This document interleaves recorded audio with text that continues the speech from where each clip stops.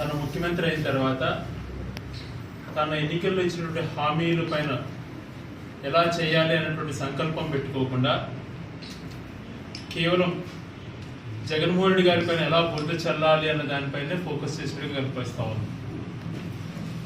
2014 నుంచి 2019 వరకు చంద్రబాబు నాయుడు గారు ఉన్నప్పుడు తను దాదాపుగా 1,87,000 కోట్ల రూపాయలు అప్పులు చేసి సంక్షేమం అన్నటువంటిది ఎక్కడో ప్రజలకు ఇవ్వకుండా, రాష్ట్ర అభివృద్ధిని చూపించకుండా 2019 ఆయన అధికారులు దిగిపోయే సమయానికి కేవలం 100 కోట్లు మాత్రమే ఉంది అని చెప్పి ఖజానాలో కూడా చూపించినటువంటి ఇది కూడా మనం అందరం చూశాం.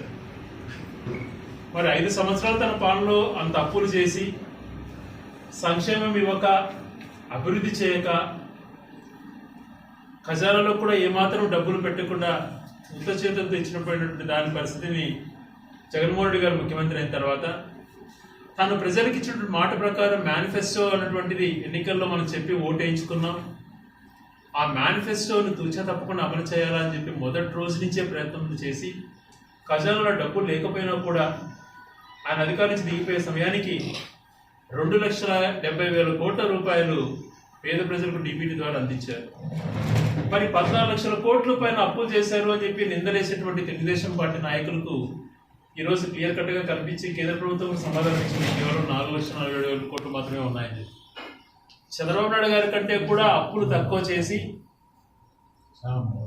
దానికి తగ్గట్టుగా పేద ప్రజలకు సంక్షేమం ఇచ్చి మరొక పక్కన పోర్టులు అభివృద్ధి చేయడం అయితేనేమి, 17 మెడికల్ కాలేజీలు అయితేనేమి, ప్రతి ఊళ్ళో సచివాలయాల బిల్డింగ్స్ అయితేనేమి, నాడు నేడు రూపంలో స్కూల్స్ చేయడం అయితేనేమి, నాడు నేడు రూపంలో హాస్పిటల్స్ చేయడం అయితేనేమి, ఇలాంటివి పేద ప్రజలకు కానీ రాష్ట్రానికి ఉపయోగపడే అన్ని కార్యక్రమాలు చేసినా జగన్మోహన్ రెడ్డి గారు ఏమీ చేయలేదు అని చెప్పేటువంటి నిందను వాళ్ళకు ఉన్నటువంటి మీడియా పవర్ ద్వారా సృష్టించబడ్డారు, చేయగలిగారు. మేమేం నిరుత్సాహపడలా. జగన్మోహన్ రెడ్డి గారు అధికారం నుంచి దిగిపోయేటప్పుడు చంద్రబాబు నాయుడు గారికి దాదాపుగా 8,000 కోట్ల రూపాయలు ఖజానాలో కూడా డబ్బులు ఉన్నాయి. పెన్షన్ ఒక్కటి ఇచ్చాడేమో కానీ మిగిలిన వాటి పరిస్థితి ఏంటి అని చెప్పి మేము అడుగుతున్నాం. కేవలం నేను శ్వేతపత్రాలు వదులుతున్నాను, ఆ శ్వేతపత్రాల ద్వారా ఏదో జరిగిపోయిందని చెప్పి ఆయన భ్రమపడుతున్నాడు. ఆయన రిలీజ్ చేసినటువంటి శ్వేతపత్రం 4 శ్వేతపత్రాల్లో పోలవరం ఒకటి చెప్పాడు. తను మనసుకు బాధ కలుగుతా ఉంది, ఏదేదో మాటలు పెద్ద పెద్ద మాటలు మాట్లాడాడు. పోలవరం గురించి అవగాహన ఉన్న వాళ్ళ ప్రతి ఒక్కరూ కూడా తెలుసుకోవాల్సిన అంశాలు ఈరోజు చాలా ఉన్నాయి. ఆయన 2004 వరకు ముఖ్యమంత్రిగా ఉన్నప్పుడు పోలవరం నిర్మిస్తాము అని చెప్పి పశ్చిమ గోదావరి జిల్లా రైతులు వెళ్తే బయటికి కూడా మీకు బుద్ధుందా, అది ఎవరైనా చేసే పనేనా అని మాట్లాడాడు.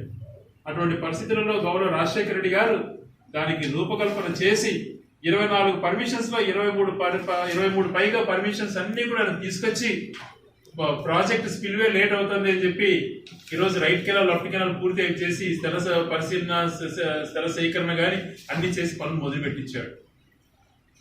దురదృష్టం ఏంటంటే ఆయన 2 సంవత్సరాలు బతుకునింటే అప్పుడే పోలవరం అయిపోయింది 7,000 కోట్లతో. ఆయన చనిపోవడం వల్ల ఎక్కింది.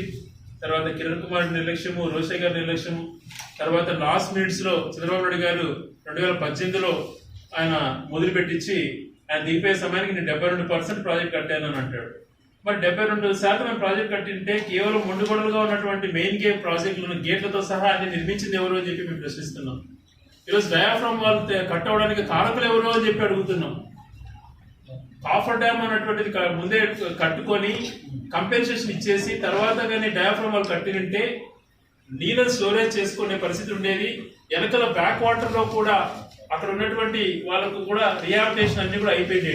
దానిపైన దృష్టి పెట్టకుండా హడావిడిగా నేను ఏదో చేయాలా అని చెప్పేసి ఆ కాఫర్ డ్యామ్ కూడా సగం కట్టి హోల్స్ పెట్టేసేసి డయాఫ్రామ్ వాళ్ళు సరిగా నాణ్యతగా కట్టకపోవడంతో 22 లక్షల క్యూసెక్స్ తో ఫ్లడ్ ఫ్లో వచ్చినప్పుడు దాన్ని కట్టవడం జరిగింది.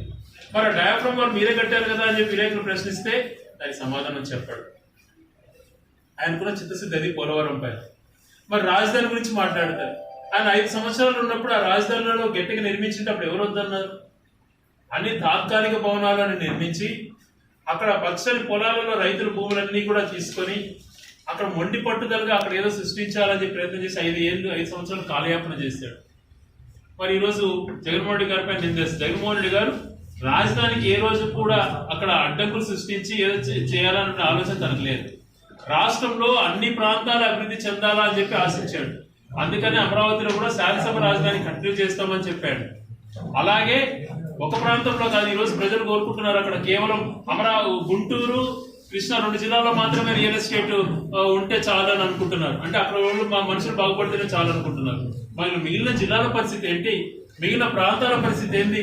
ఇక్కడ ఉన్నటువంటి వాళ్ళు రైతులు కాదా? ఇక్కడ ఉన్నటువంటి వాళ్ళు భూముల వాల్యూలు పెరగాలని కోరుకోరా? ఇక్కడ వాళ్ళు రియల్ ఎస్టేట్ చేయొద్దా అని చెప్పి మేము ప్రశ్నిస్తున్నాం. ఇక్కడ పూర్తిగా రియల్ ఎస్టేట్ ఏమాత్రం కూడా పుంజుకోకుండా ఇక్కడ అంతా కూడా వ్యాపారం లేకుండా చేసుకొని కేవలం అక్కడ ఉన్న చుట్టుపక్కల ప్రాంతాలు మాత్రమే అభివృద్ధి చెందాలని ఆలోచన చేయడం ఎంతవరకు శ్రేయస్కరం అని చెప్పి మేము ప్రశ్నిస్తున్నాం. జగన్మోహన్ రెడ్డి గారు అలా కాదు, అన్ని ప్రాంతాలు కూడా సమానంగా అభివృద్ధి చెందాలి. అందుకనే జిల్లాల